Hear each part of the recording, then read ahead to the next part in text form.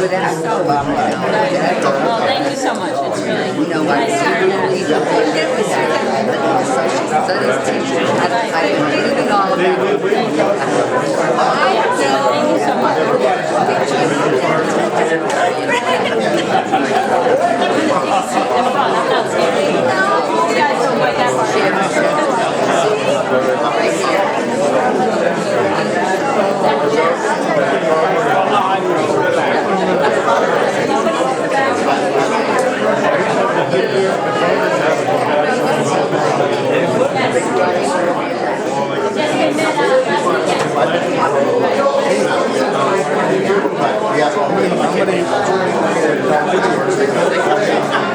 Pointe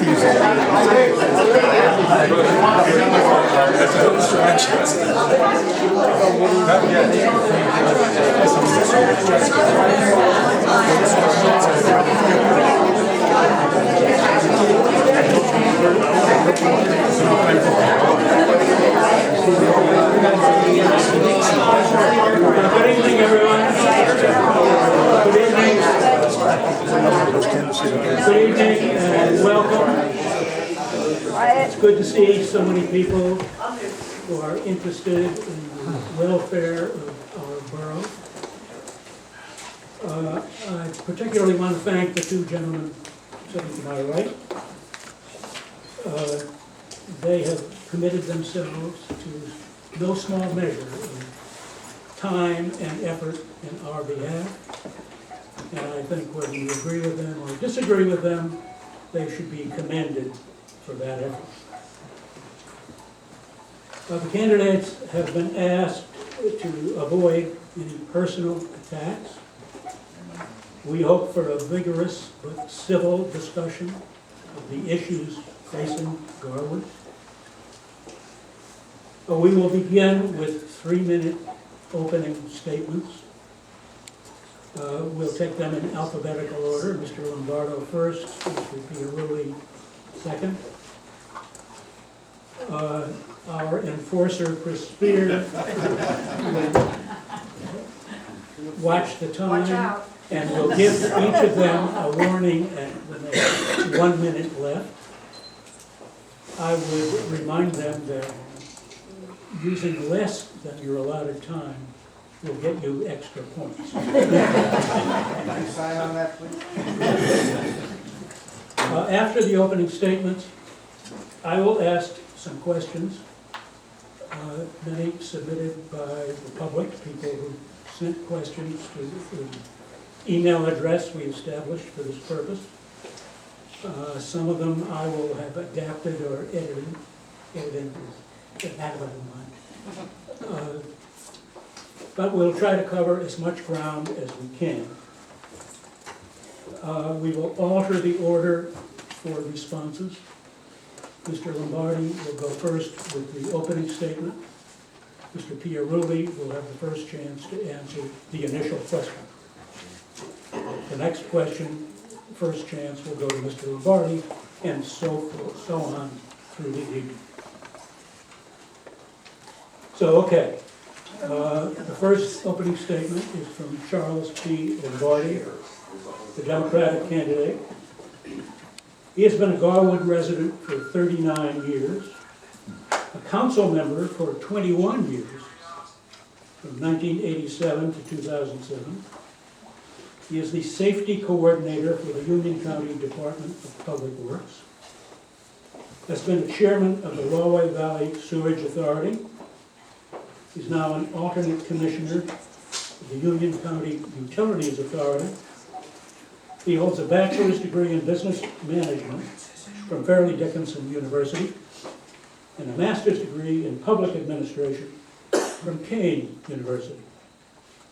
Mr. Lombardo. Thank you.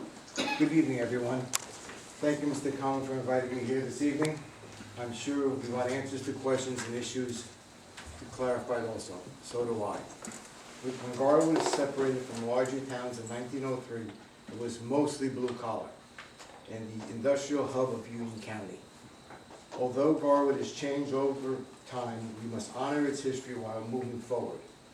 I am committed to serve not only our multi-generational families, but also the newcomers who moved here because they were attracted by our small town charm and strong sense of community. My record clearly demonstrates I am a committed public servant of a great town and have been honored to serve you as councilman for 21 years until 2007, both under Republican and Democratic mayors and the bipartisan councils. I am confident that with my experience and commitment to community, I have the tools to solve our problems or challenges in the future. I am also confident that my running mates and I, with our combined years of 30 government service, will fight tirelessly to protect the interests of our community. Unlike our adversary, we had the insight to come with serving the community on many communities and boards. Unlike our adversary, we have proven our commitment to find solutions to challenges. It elected, I promise, positive leadership and stability to make Garwood even better. Over the past several weeks, my team and I have campaigned door to door. We've met many of our families who built Garwood, who are still here and want to stay. To preserve this, Garwood leadership will stand up to those who offer negative politics and empty promises. My opponent has tainted the term establishment as a four-letter word. I am proud to be a member of the establishment that fostered needed development. I embrace being a membership of the establishment. 1 minute. And give our children a new school and library. I am honored to be a member of the establishment that brought Garwood its own Home Depot and ShopRite retail centers. In fact, the establishment also approved this beautiful facility, the Pointe housing development, and will soon open its athletic complex to all residents of Garwood to enjoy. The establishment has delivered positive results for Garwood. As your mayor, I will continue to seek positive changes, work on unavoidable state mandates. My primary goal, however, will be always protect the interests of Garwood residents and preserve the heritage of our town. The Democratic team can and will do this. We have the knowledge, courage, and commitment to succeed. Thank you. Thank you, Mr. Lombardo. Salvatore Piarulli, the Republican candidate. He's a self-employed as a marketing consultant for large and mid-sized companies. He's held a variety of marketing jobs over 15 years. He previously worked as an account executive on Wall Street. He's vice president for marketing at the Dean Michael Clarizio Cancer Foundation, a nonprofit group that aids families struck with cancer. Mr. Piarulli holds a bachelor's degree from Caldwell College, having graduated in 3 years while playing varsity soccer and golf and holding down several jobs. Mr. Piarulli.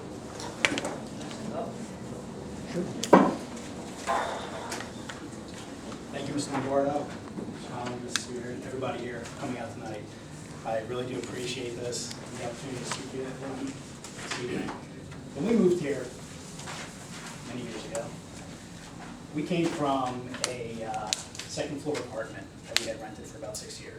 And a couple things had happened that really confirmed that we made the best decision for our family and for our kids. First, a family up the street from us, one of our neighbors, had a barbecue, invited us over, and invited some of the neighbors over, just to make us comfortable, to welcome us to the neighborhood. That's who Garwood is, and that's who Garwood has always been. But one of the best things that happened, or welcoming things that happened, was the first day we had moved in. It was in the middle of July. I had scrambled to get our air conditioners in the house, and my wife Linda had scrambled just to make sure, the bed sheets were out and things were ready for the kids, because it's a new house, it's a new setting for them. About 3 o'clock in the morning, our fire alarm went off out of nowhere, and I grabbed my daughter. My wife Linda grabs my 1-year-old son. We run outside. My oldest daughter, throwing elbows at us, makes it outside screaming because she didn't know what was going on. But I gotta tell you, the fire department, the police department, to me they made it there in about 30 seconds. They were there when we got outside. And they checked the house once, twice, 3 times, checked the wiring, made sure everything was okay. This is our first day in Garwood. And then they stuck around and talked to us. They welcomed us. And we chatted with us for a little while. It was 3 o'clock in the morning. And these guys were unbelievable. I'll never forget that. So, of course, same thing happened the next day. My alarm went off again at 3 o'clock in the morning, so I had to get the thing fixed. So not a problem. But that's who we are as Garwood. And that's how I'll always think of us, with that small town appeal where we're all neighbors. It wasn't that long ago where I was out front playing with my kids, they're riding their bikes, knocking the ball around, I started talking to one of my neighbors. And what I have to note is that from a worldview, he and I could not be more different. He's someplace over here, I'm someplace over here. But we started talking about local issues. When we started talking about local issues, we really were over here, speaking the same language. I said to him, you know, when we moved here, taxes were somewhat manageable. High, of course, it's New Jersey. But I noticed in the last couple of years, my taxes have gone up over $1,200. He looks at me and says, that's nothing. That's exactly how I said it. Since 2006, mine have gone up over $5,000. Another neighbor told me that his had gone up over $7,000 since 2001. And by now they're over $8,000. We love this town, and he said to me, one of the problems we have is that people are starting to move out because we can't afford it. Then we started talking about other issues, specifically St. Anne's, and how we missed opportunities there, how they spoke up. Yeah. And he wanted to talk about the athletic field. He was a big proponent of it. But he had... So, but we were on the same page as far as all the issues. I look forward to a spirited debate tonight and listening to all the questions and talking to everybody. Thank you so much. Okay, let's cut right to the chase. The most frequent questions I've received in the last few weeks have to do with the athletic field complex. That has become a $3 million embarrassment. How did that happen? What can we do about it? What can we do to ensure that it never happens again? Mr. Piarulli, you're first. So, this is a perfect segue because this is where we're going to go into my opening statement. When we were talking, my neighbor and I, he was a big proponent of the field. He has little kids just like I do. But he had said at that time, this goes back over a year and a half ago before the first deadline, when we had spoken. He said, it wasn't just myself, others have spoken up, and we wanted the field, but nobody's listening to us. He said at this time, this was March of 2013, that nobody's listening, that they stopped listening to us. We know what's going on. I can tell you right now, this is what he said back then, this will never get done in time, and it's going to be over budget. Unfortunately, that's come true now. What I think we should do now is finish the field. Let's get it done. We've already lost 2 years of kids that will not be able to play on that field because they're too old now. It was only built a regulation for up to 12 years old. You get points. Thank you. Mr. Lombardo. Yes, the athletic field complex, I believe we're just all just frustrated over this process. As I spoke to one of the neighbors in the complex, they don't realize this project started 12 years ago when the mayor from Coley. It started as a large building, basically recreation on top and the senior citizens on the bottom. That being said, and for a fact, currently the project is not over budget. And there is some provisions in the contingency right now. There's still money in there, so clear that fact out. Also in government, there is a process. One of the steps in the process is you have to go to the lowest bidder. And that's what's happened here. That started the process to be negative. At the last meeting, we do hear that the basic completion is very soon in hand. It might not be tomorrow or the next day, but at least within this year it will be completed. We hear good news that the overall quality of the project is in good shape. There are some punch lists that are presently in process. Everybody's heard about the basketball courts, etc. So that's a positive thing. Also, too, there's also other towns and organizations that are interested in using the field. So we do have a like outside the community that want to see revenues. Also, if elected and the complex happens not to be finished, I will be asked to be invited to the first construction meeting to help push along the project as soon as possible for completion. 30 seconds. Thank you. Finished? Thank you. Okay, second question. Garwood's taxes have increased every year since 2001. Some of the borough's surplus was used to limit the increase in the current budget. Should more of those funds have been used to eliminate an increase? How much surplus should the borough maintain? And what specific steps would you take to control further increases? I don't want to hear that you will control waste. I want to hear what waste you will control, what programs you will curtail or eliminate. Mr. Lombardo, you're first. Yeah, well, first of all, I'll say that we have a borough professional auditing team that's over 25 years in the borough, and they currently say that we have a tight budget, but it's a good budget. Okay, things that I would suggest, I would support continuing shared services like we have right now with Cranford, Westfield, Union County, and also the school board. We have a shared service with them. And sometimes shared service can be a buzzword to be used just to pacify people. A lot of other communities don't want to be involved with shared services. Also, I will encourage pursuing of purchasing power with other community co-ops, basically purchasing items through them. You can go to Morris County, Somerset County, and also Union County. But I will not support cutting services just to help the budget. And also, too, we will not play the shell game and take items out of the budget and have people pay for them and say taxes are being cut. Thank you. Mr. Piarulli. Since 2000, our taxes in Garwood have almost doubled. Mr. Lombardo has raised taxes 17 times while he was on council. Between him and his two running mates, that's 26 years of tax increases. Allendale Borough, Avon by the Sea, Belmar, Bordentown, Branchville, and the list goes on and on. We're paid zero.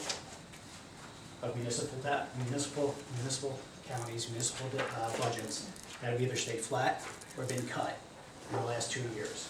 Almost 198. There's no reason why we should not be one of them. We just keep hearing excuses. And there are things that we have to look at. We have to look at best practices and what towns are doing. And our two biggest opportunities right now are on North Avenue and South Avenue with the redevelopment that's going to go on there. We need to make sure that we get proper tax revenue out of those without overdevelopment. Okay, what specific steps would you take to encourage the redevelopment of North and South Avenue? Again, I emphasize specific. Should the borough offer incentives, for example, tax breaks to potential developers? Mr. Piarulli, you're first. The most important thing about what's going on in North Avenue and South Avenue is to make sure we do not do what we just did with the St. Anne's property with overdevelopment. And we have to make sure we have parking in place, and whoever comes in there has parking. Because there's an issue in this town right now where there's just no place to park. And our current administration and my opponent, they say that we're going to wait and see about parking. We can't wait and see. These things have to be in place to begin with. When developers come in, we have to make sure it's what's best for the town and what's best for the residents here. Without overdevelopment, we cannot put a strain on our resources in town because that's just going to raise taxes. It's going to put more strain on our police department. We're going to have to add police and DPW.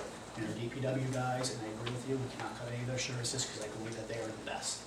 They're the best in this town, and we cannot put any more pressure on them by overdevelopment. Mr. Lombardo? May I take a minute to go back to the previous question about taxes? Is that it? Well, that's the case, and I'd like to go back. I'll go forward, not a problem. Currently, basically, redevelopment at this point, the planning board has put in place a document to go out to solicit people to come in to do a redevelopment plan. Hopefully in the next month or two that'll be the case. And yes, we must think smart about how many units going in. Matter of fact, even as far as last night, I was asked that there's going to be 300 units going in there, which non-age restricted, which I think is ludicrous to even think about. I agree. Okay. Yes, parking, if we can jump over to parking a little bit, absolutely correct. We have to do that smartly. That's why the borough We currently have a parking committee put in place by the Democratic team, and they are currently looking at every aspect. They're not taking any stone unturned to look at that. Basically, they have a report from the chief of police, which is a month-long survey to review that. And it's just not to push cars one block to another. And also, too, basically, there is a problem besides development in town. I believe that also that we're self-inflicted when one family has one car at the beginning of their life marriage cycle, and all of a sudden now we have 3 or 4 cars. So we create our own problems in that respect. And also too, yes, we definitely have to do something about the commuters. And this all blends together. That's all. Okay, here's a question that I would emphasize does not come from a resident of the Pointe. The question which was received on our email account. As you may or may not know, Garwood received a planning award for the Pointe. Do you consider development of the Pointe overdevelopment, or is it good planning? Mr. Lombardo, you go first. I believe it was good planning from where it came from, Thomas and Betts, to the current state it's in. I think it was well designed. I believe we won the award for this complex also, so I would support it 100%. Mr. Piarulli? I believe, well, the reality is 1 out of every 10 tax dollars is generated by the Pointe. You guys pay a lot of taxes here, and I believe that just pushes towards how much money we're spending. We did not overdevelop here. It was good planning. This place is beautiful. We have really good people here, and parking is in place. But where is all that money going is where we have to ask ourselves, because you guys pay a whole lot of money in taxes. Should Garwood... I was trying, my throat is a little sore this evening. Yeah. I'm trying to push my voice. Should Garwood Sorry. buy the Casale lot next to fire headquarters for use as a public parking lot? If so, how should that purchase be financed? And is public parking a valid reason to invoke eminent domain if necessary? Mr. Piarulli. No, and no. Please tell me the last time a government bought something and turned it into a profit. That should be a private development, and we should ask whoever comes in there and purchases that to allocate parking for whatever gets put there. And we do not want 350 apartments to be put in there. We have an opportunity to have a nice place over there, and no eminent domain should not be invoked in there to take property from a private person and give it to another private business. Mr. Lombardo? I would concur.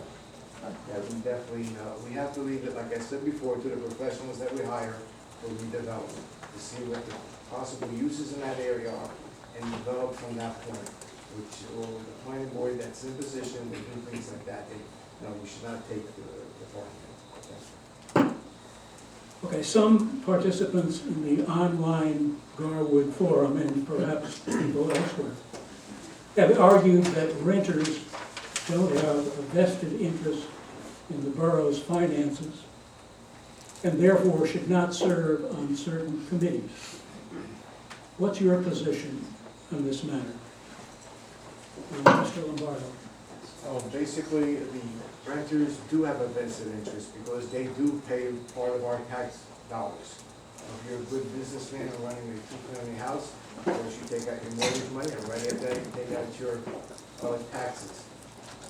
Basically, they are a viable part of our organization in the town.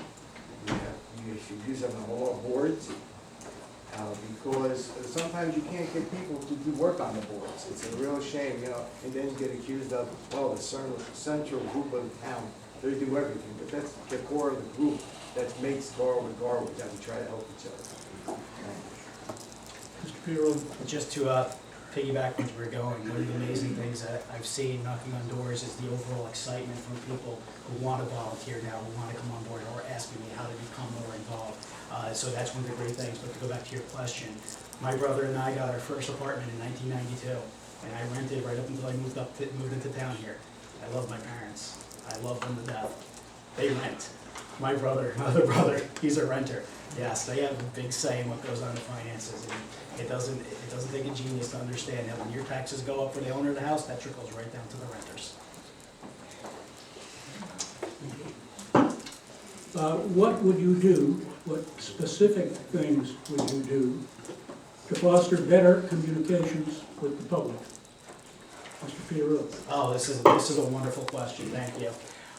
Right now, what we are told is, or what residents are told when they have an idea or a complaint, which we hear a lot is, well, why don't you come to a meeting twice a month? To me, that's not acceptable, because they don't have 3 hours to spend twice a month on Tuesday nights. Because a lot of people work, parents, they have little kids at home. We need to open up the communication, and there's so many ways to do it. Social media is so unbelievable right now with email, texting, Facebook, Twitter. Heck, I'll even open up a Pinterest account to show my recipes if we have to. There's so many ways to do it, to communicate with the people in town, and a lot of it has to be knocking on doors. We have to do the work. We have to listen to the people in town. It's something we stopped doing, and we really need to take them in and say, okay, what do you have to say? What's your suggestions? Because there's a lot of people in this town that are much brighter than me, I know that, and I need to hear their suggestions and take it in and understand what they're saying through all ways of communication, not just tell them, hey, show up at a meeting on a Tuesday night, because to me, that's not acceptable. Thank you. Mr. Lombardo.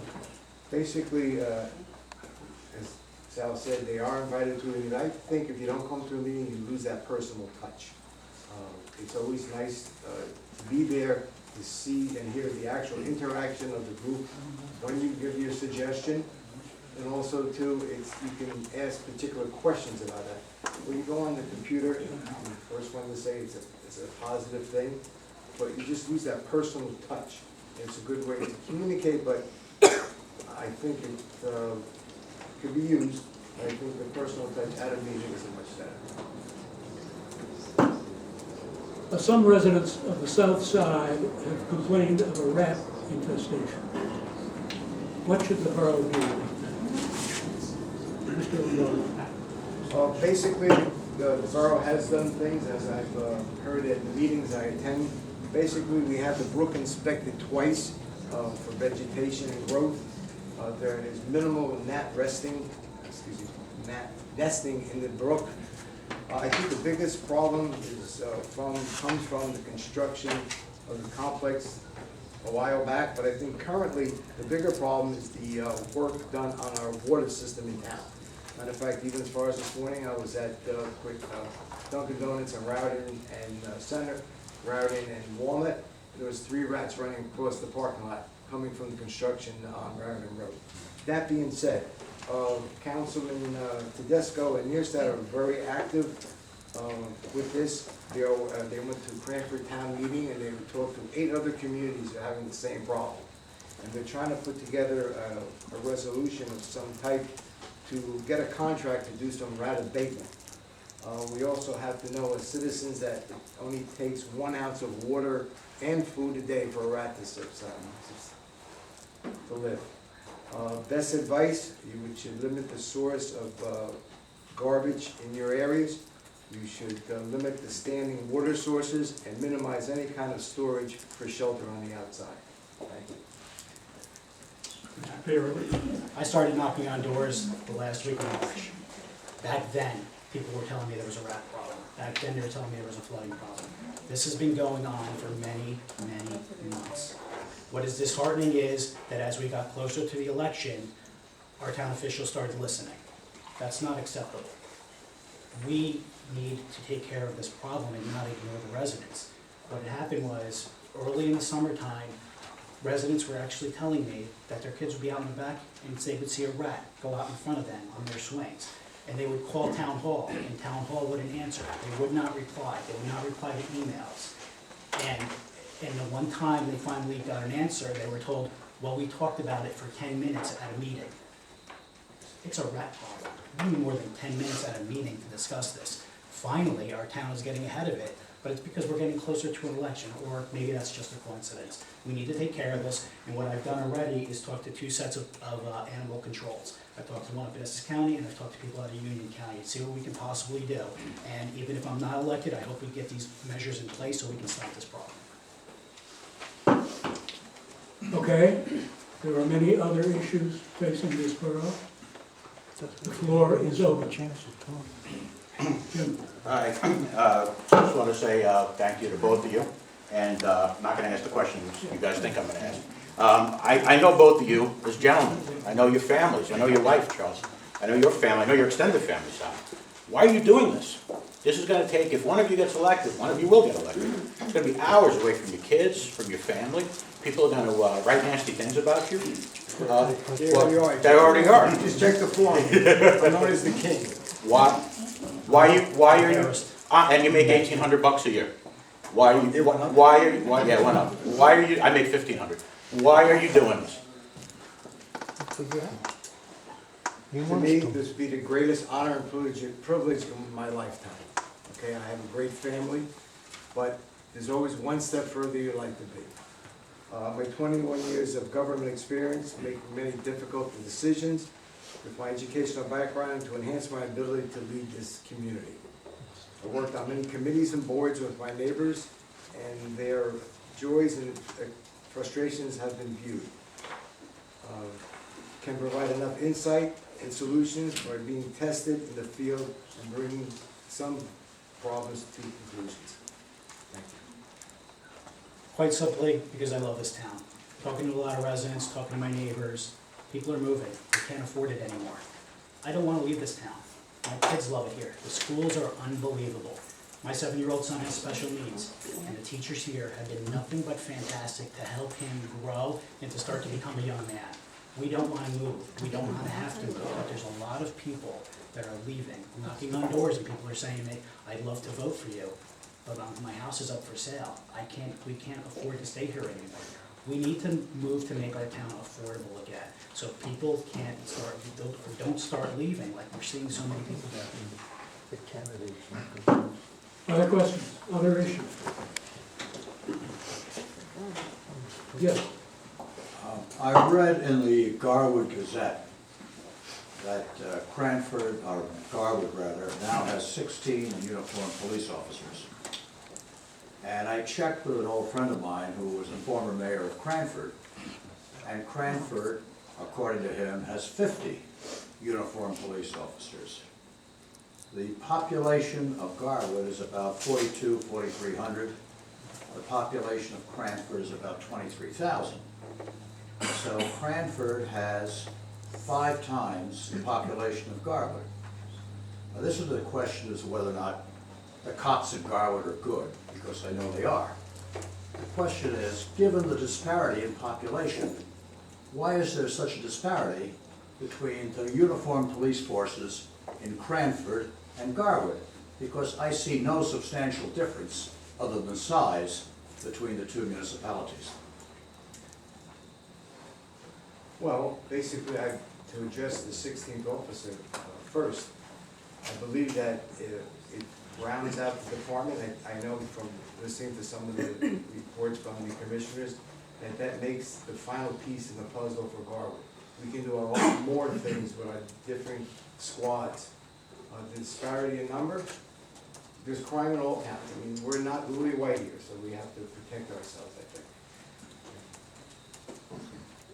We do have an unbelievable police department here. They are outstanding. Compared to other towns, I understand what you're saying about the numbers that we have, but we need the police officers. People move to towns and stay in towns for 3 reasons: safety, schools, and taxes. We need to stay safe. The reality is that we only have 3 units on at one time. That's not a lot, especially when we're between Elizabeth and Plainfield.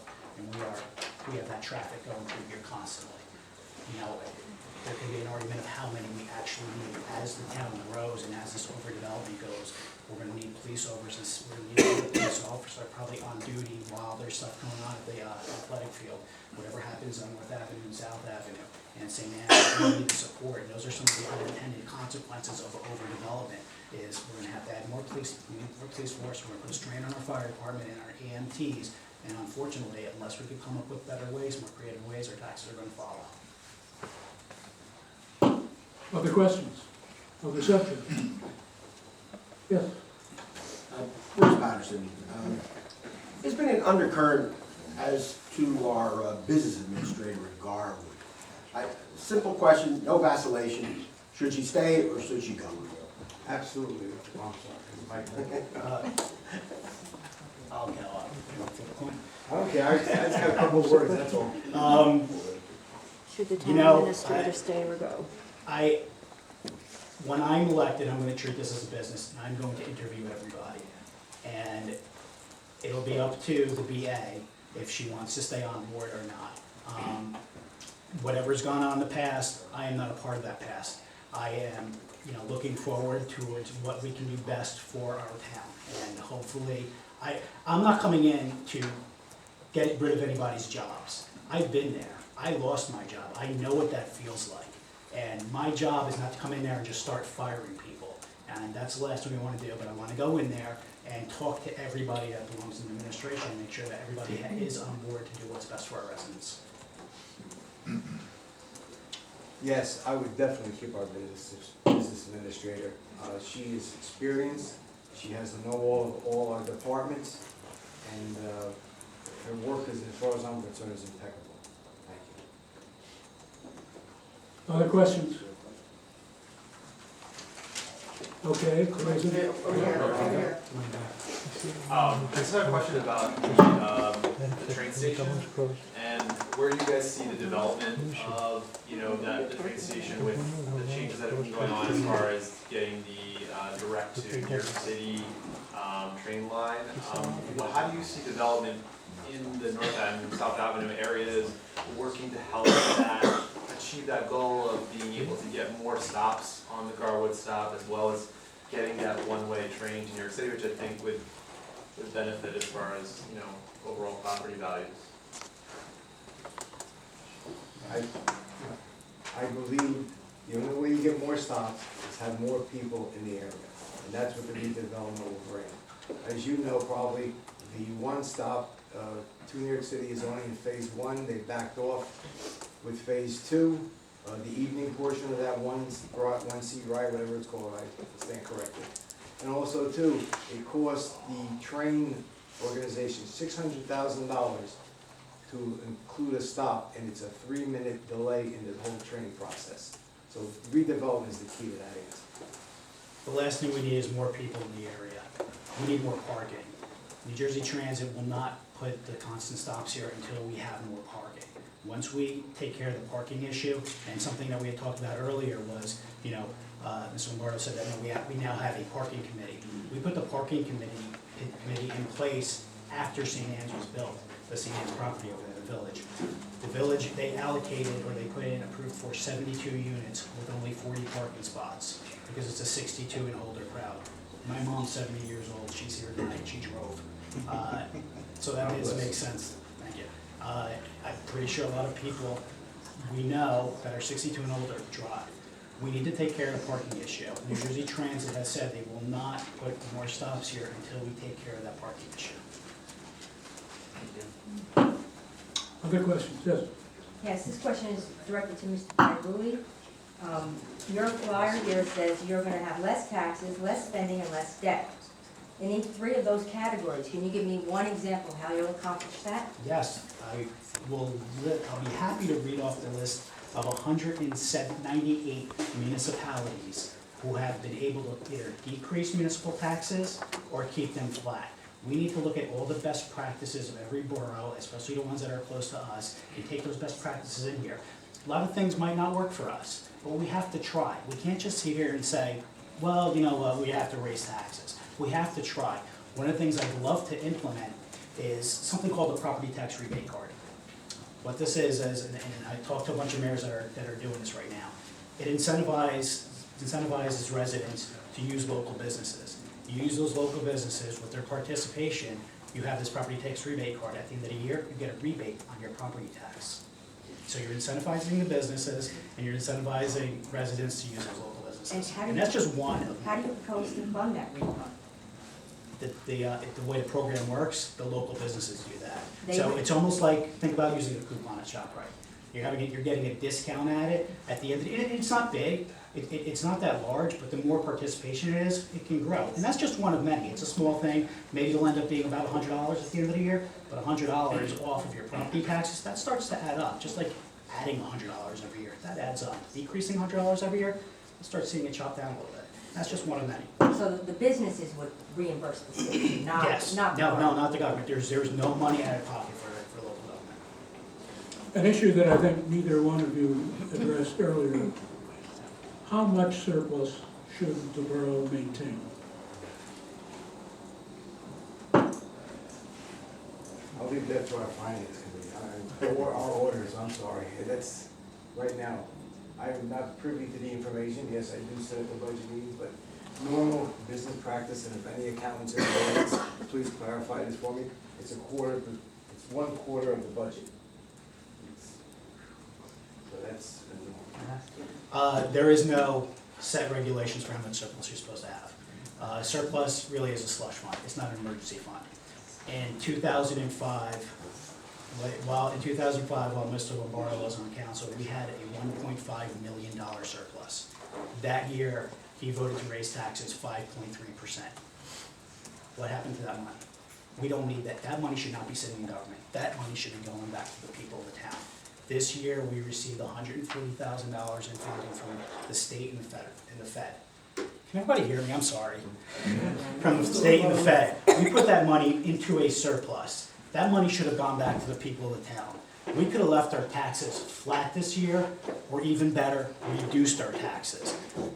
We can allocate an emergency fund, a lot of towns have done this. They put emergency fund aside, where that money cannot be touched. The surplus gets touched at the end of the year, and it goes to pet projects, and it goes to other things. If we have an emergency fund that we can't touch, I'll take care of whatever happens when there's a leak in the roof or what have you. But when we have 1 year with a $1.5 million surplus, that money should go back to the people of the town. It's your money, you worked for it. it means we keep talking about taxes. I'd like to make a couple of statements. Ms. Piarulli keeps mentioning my group. Does he realize in the last 7 mayorships that 4 were Republicans? I mean, I just think you keep throwing it to my side of the table, so we have to be fair. Okay, you also said 39. Right now, that's a good point. And also, in 2014, the borough had a $39 increase, which was said okay by the auditors. But you have to realize that $39 was only 16% of the total increase of taxes for this year. 86% was other entities, Union County and the Board of Ed. And also, too, if you look at your total tax bill, Garwood Borough Council is responsible for 35% and 65% by other entities. Okay, where do I begin? This year, we only had a $39 increase because of that $140,000 we got from the state and the Fed. If it was not for that money, our taxes, our municipal taxes would have increased by 300% if our finance committee had their way. We are absolutely. The finance committee and was $156 started the process with, then they wound up at 39. Their auditors told them not to go to 0. It would be impractical to beat up the surplus. There's always has to be surplus. Denellen, Fieldsboro, Greenbrook, Hamburg, Paul. I can go on, exactly, and they decrease it. I do know that, I'm getting into There's no details. backing. That's Mr. what Lombardo, you're doing. please allow me to finish speaking. Okay. And you're absolutely right, there have been Republican and Democratic council members and mayors that have continuously raised taxes in this town. And when you were talking earlier about the establishment, you're right. We have 2 parties in this town. We have the party of this group of people who thinks we have to keep raising taxes when we don't have to, and then we have the residents in this town who are actually paying the taxes. People like me who want to stay in this town, my neighbor who is one of the biggest Democratic people I know, tells me we're paying way too much taxes. We have 2 parties in this town. We have this group that wants to keep raising taxes, and then we have this other group, which I want to be a voice for, which I'm sitting up here for that reason, because they are not being listened to. This group of people who said, it's enough. We don't want to pay any more taxes We should go anymore. back where We we- should, no, we should look at what other towns are doing. 198 municipal budgets in the last 2 years have either stayed flat or decreased. Garwood should be one of them. 1/4 of the municipalities in New Jersey were able to reduce or keep their municipal taxes flat. We need to do our part. Yeah, I may have stepped out of the room at some point, I might have missed it, but I haven't heard Mr. Piarulli or Mr. Lombardo indicate in any way what specific steps would be taken to reduce the tax burden.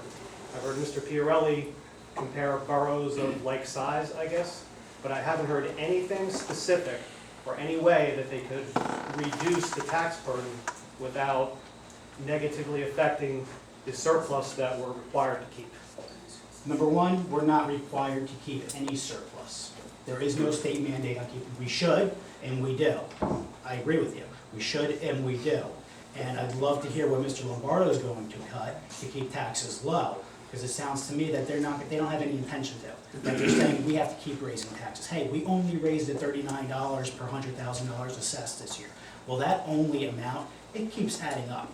We need to do our part. We need to really look at all the spending we're making every year and say, you know what? We don't have to spend that much on whatever it is. And look at it and look to generate, it's not just a matter of cutting, it's generating revenue the right way. And I don't mean generating revenue by taxing the people more.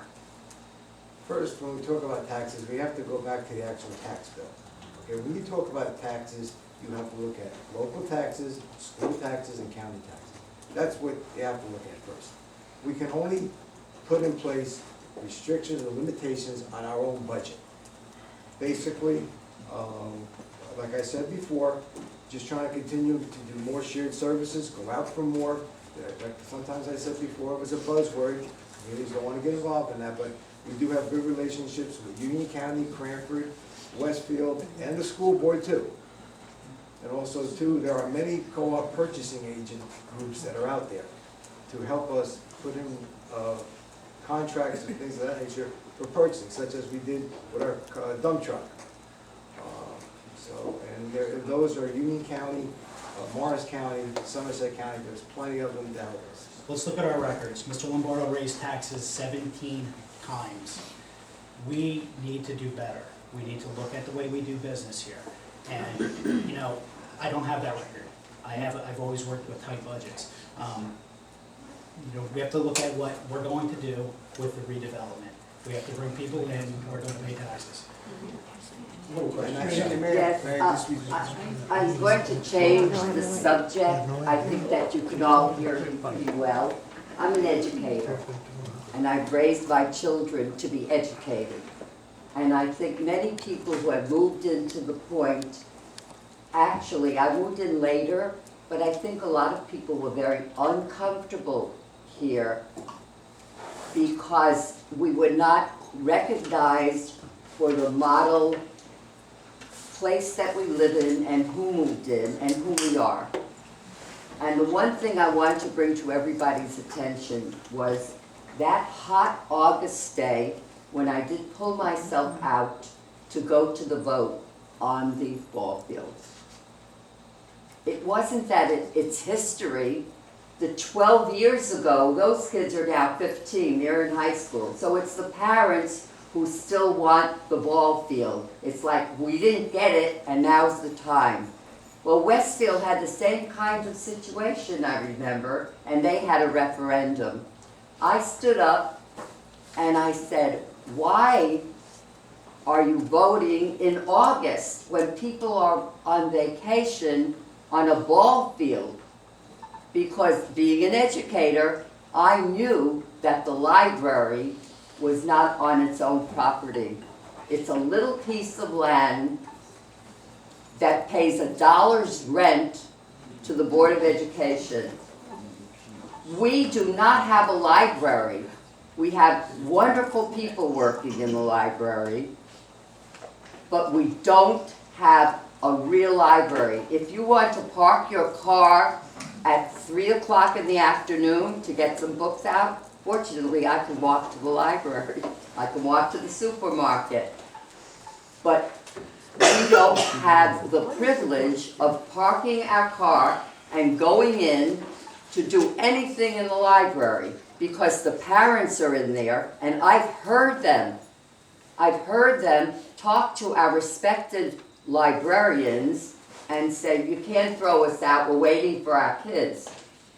And that to What's me the has, question? my big problem is that there's no real respect yet for education over a ball field. And we paid a lot of money, and it was done in a very peculiar way, because it was passed in August. Rita, what's the question? What's the Well, question? My question is, I'll what answer. are you planning to do about I'll education answer and the you. library and these kinds of things, even though our kids are doing really I'll well be in happy to answer school? you right now, and this goes back to your question, and something that Mr. Lombardo had said. You know, we don't really talk to our Board of Ed right now, and the Board of Ed has some serious financial issues. $370,000 for a roof at Washington School that we're paying for, and we're not even using. Another decision that shouldn't have been made. And there's gonna be a shortfall. We're gonna have to get money to have to pay that, to cover those costs. I stood in front of the Board of Ed a number of years ago when they didn't receive funding from the state. And I said, you know, maybe I'm not that smart, but how come we're not talking to the municipality to share some of the cost? And they looked around and said, and we had a surplus, we had a really big fat surplus, but they were threatening to fire teachers. They were threatening to get rid of services, music and gym. It should have never been a threat. We should have been talking, the municipality and the Board of Ed should have been talking. Now we're in a situation where we really have to do our part. We're starting to head towards overcrowding in that school. Classes have 25, 26 kids in that school, and there's a lot of strain in those teachers over there. And like I was saying, especially with my kids, we have wonderful teachers over there, and they're gonna be forced to not be able to do whatever they can because there's so many kids in their class. Eventually, we're gonna have to take Washington School back. And we're gonna have to expand over there because we have so many new families and young families coming into town. This year, we had 10 new families coming to town.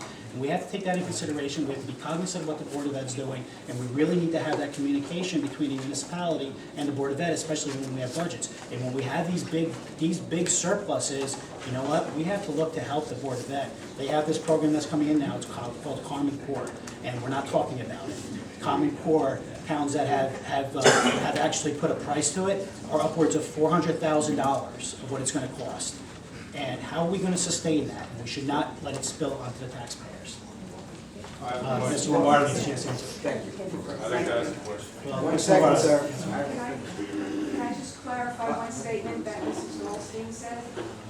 The library does not pay $1 to the Board of Ed, we pay $12,000 to the Board of Ed every year. Thank you. Basically, we have representatives to the mayor and council and to the school board and talk with each other about different problems, but as Jim said, you bring these two organizations together, no matter how you cut it, it still comes from the same pot. We all pay taxes, you pay your school tax or your local tax to the town. So, and I can appreciate that, but we have to do a little more smarter things than that as far as talking first, but then we have to really get into the details of the situations. Thank you. What's the question, Matthew? Yes, Mr. Piarulli, you indicated that, I think like last 5 or 10 years, the taxes went up in Garwood. How many times? 17 times? Since 2000, our taxes have doubled, Right. almost doubled. And since 2000, we built a brand new school for our children. Yep. And a brand new library. If those tax increases were related to building a brand new school, if those tax increases were related to building a brand new school for our children, and having a library that all our community could enjoy, do you think that that tax increase was worth it? We can generate revenue from other areas to cover those costs. To ask people who cannot use the school to constantly raise their taxes, you know, we have to be cognizant of everybody in the town. I agree, like I said, we're gonna need Washington School back, because we're growing, and we need to make sure we have the revenue without keeping to going to the taxpayers and saying, hey, we're gonna raise your taxes because we have to And add there this. are There has to be a grants rise. out there. And there are grants available from the state, which we say grants like that's free money, that's our tax money that's going from the state, so we deserve that money to pay for our schools and to build up our school systems. But do you know if the tax increases that you No, these are, I'm talked about, talking about municipal taxes.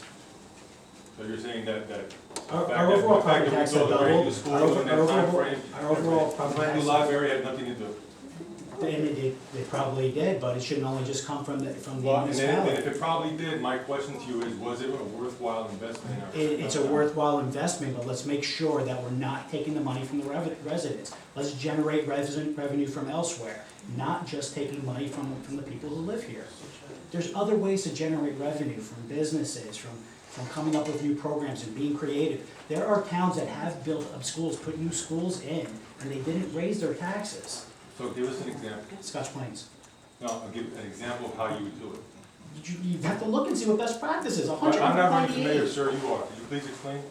We have to look at it. I'm gonna tax my budget committee to come up with new creative ways and a new set of eyes. We cannot just accept the fact to say, hey, we're gonna raise taxes because we have to put this in here. We're gonna look at every way possible to make sure we don't put the tax burden on people. And I'm gonna task our budget committee to do that. To sit here and say, hey, we're gonna raise taxes no matter what, I don't say that. You know what? If I fail, I fail.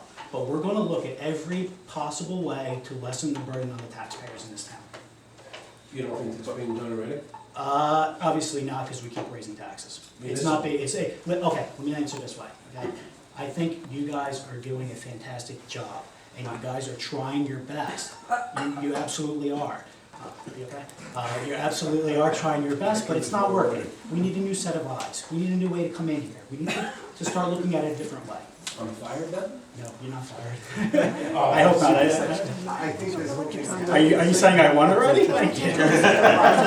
I think this goes back to the point of redevelopment, that we have to look at this a lot smarter, and see how we bring these developments in.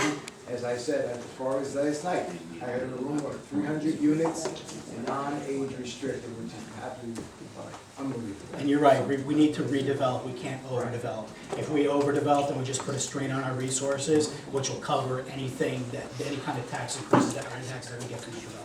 I have this one serious question, so I thought these were all serious questions. No, no. I don't know, we're I was getting. kidding a little bit before, Okay. a little bit, and I'm very serious. Yeah, Of that list that you have there, Yes. it's a pretty well-known list. yes. Do you realize that very, very few municipalities on that list have had an overall decrease in the property taxes those residents pay?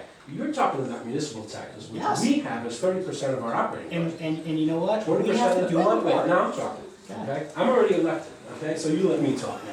No need for that, no need for that. So we really want to listen to this. So now here's the thing. Yeah, right. So you're saying I can't fire you yet? We can fire you. I'm here Here's to the job thing. yet. How many of those municipalities on that list have had an overall, including the county, including the BOE, which most of the time is about 50% of almost every town in almost every county? How many on that list have had an overall property tax decrease? Mr. Martin, we need to do our part.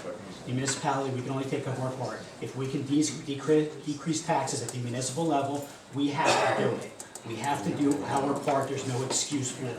If the Board of Ed has no choice, but they have to do what they have to do, and the county imposes taxes on us, we can't just say, hey, you know what, they're raising taxes, so we're gonna raise taxes too. No, we have to do our part and keep it moving. I guess we're fired, sir. I hope to not be fired by the residents. That's good. Other questions? I love all these questions coming from me. Now, look, it's coming to Baltimore, but if you know me, you know this question was coming. And possible Mayor Lombardo even mentioned it, that we have a good relation with the county, and what was his other,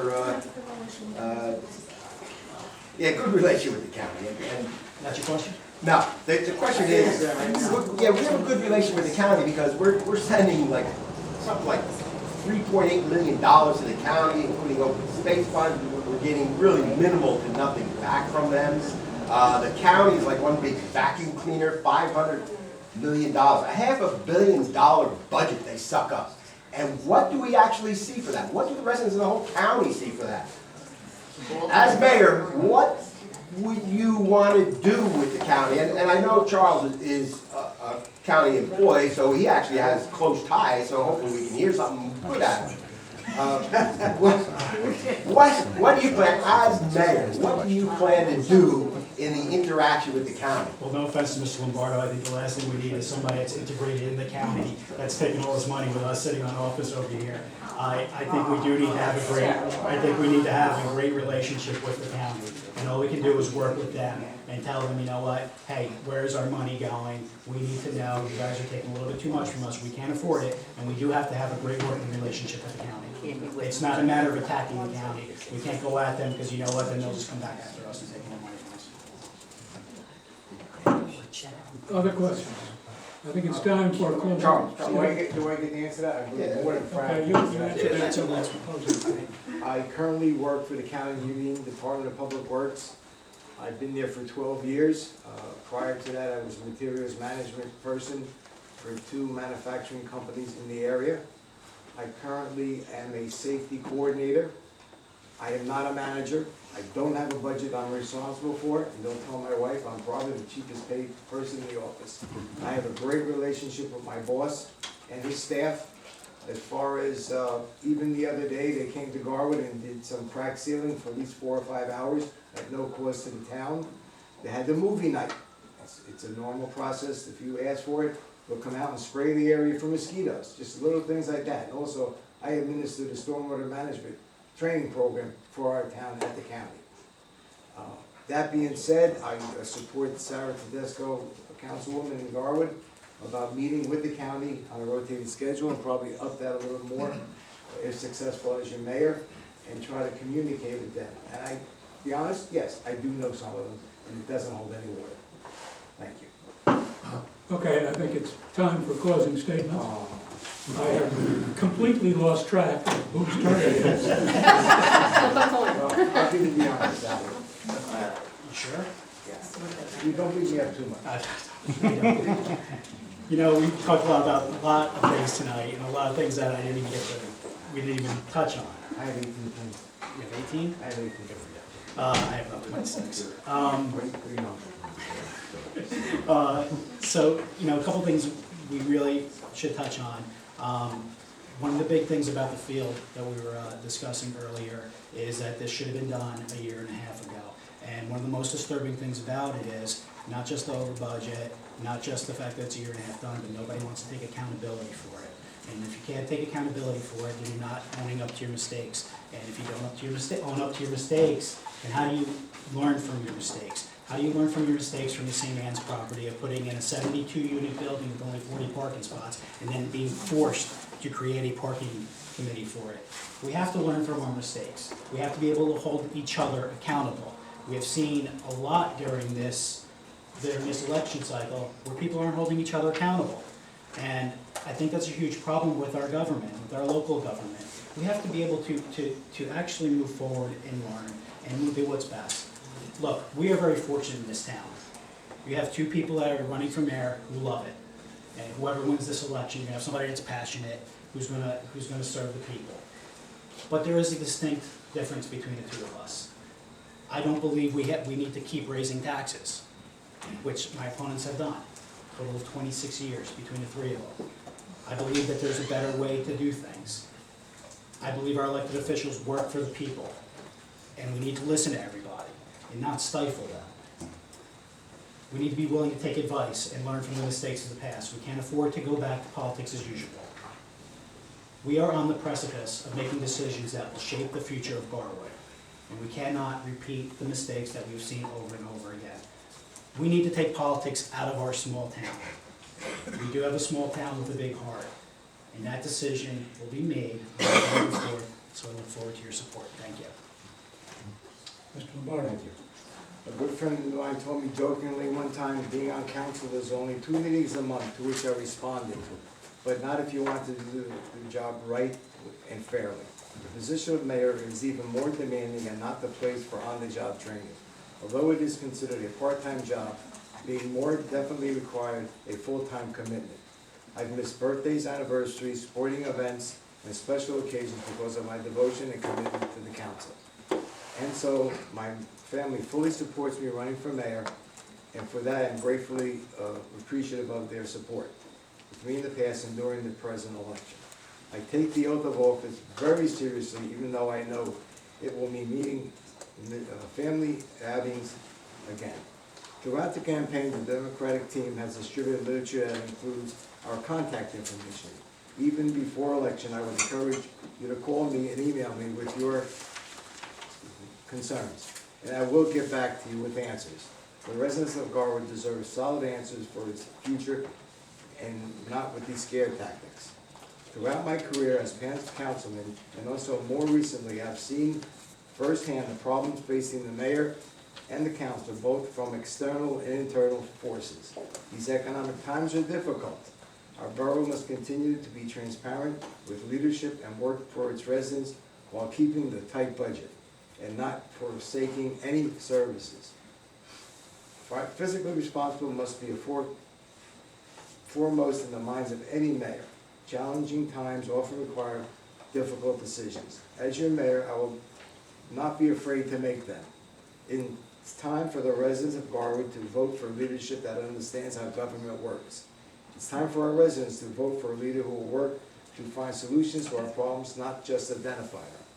It's time for Garwood to vote for a leader that can work across party lines instead of alienating others on the council with their insults and personal attacks. I'm sure that my running mates and I, with the combined 30 years of government service, will fight tirelessly to protect the interests of our community. We are a team who does and has ideas and deliver results for Garwood. We will stand up to those who only offer negative politics and empty promises. As your mayor, I will tirelessly be a benefit for our great town. Garwood deserves no less than that. Just for clarification, it's 19 days into the voting, but I'm not counting. Thank you. Just one more thing. I have to thank my wonderful wife Linda, who has supported me since day one. Please, I love you very much.